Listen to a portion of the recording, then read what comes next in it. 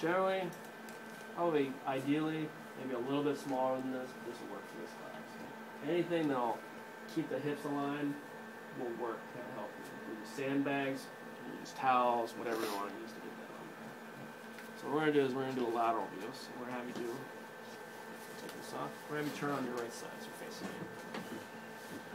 I'm just going to slide this underneath a little bit.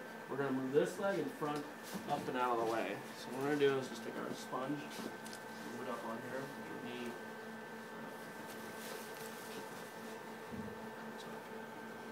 Okay? What that does is it balances out the hips. Okay? What happens if he just moves his leg in front without the sponge, he brings this down towards the table. See how he rotates forward a little bit? If you have a sponge or something in front, that's going to get you pretty close so that you have to do just a minimum amount of positioning. Okay? You can do it like this, but you're going to have to turn him. You're going to have to turn his shoulders and body and make sure it's all correct. And then you got to make it so he stays like this. If he has a sponge in front of him, then it's much more comfortable, much easier to hold the position so that when you get it in the position, it doesn't move. So leg out of the way, shield on the back here. Make sure this heel is away from the knee. Obviously, we don't want to see another bone coming to visit our kneecap here. Make sure it's far enough forward out of the way. Like we mentioned before, okay, we're going to position first. Position the malleoli towards the bottom of the set here. Okay. I'm just going to lift this up just slightly.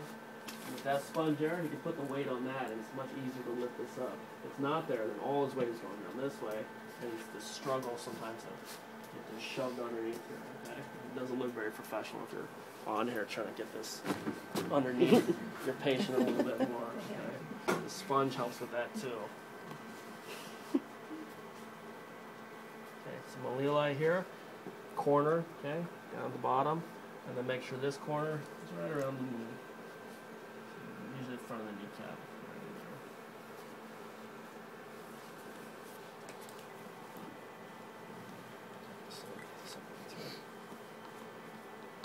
Okay. Down low, where it tapers again, position. Okay. Now go in, adjust your tube head so the axis is the same. Excuse me. Get malleoli on there. Okay, a little light across the malleoli. The fibula is going to be a little bit more distal than the tibia. So if you find the tibia, know that the fibular one on the other side goes down a little bit more. So you might need to bring this down just slightly to get it in there.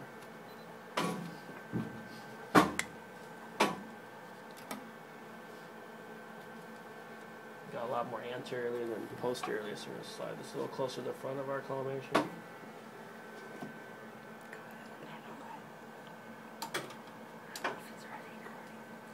Okay, you can actually feel the condyles. That's part of the femur there. Okay, so we got plenty of the tib fib on there. Got the malleoli on there. Still got enough to set it.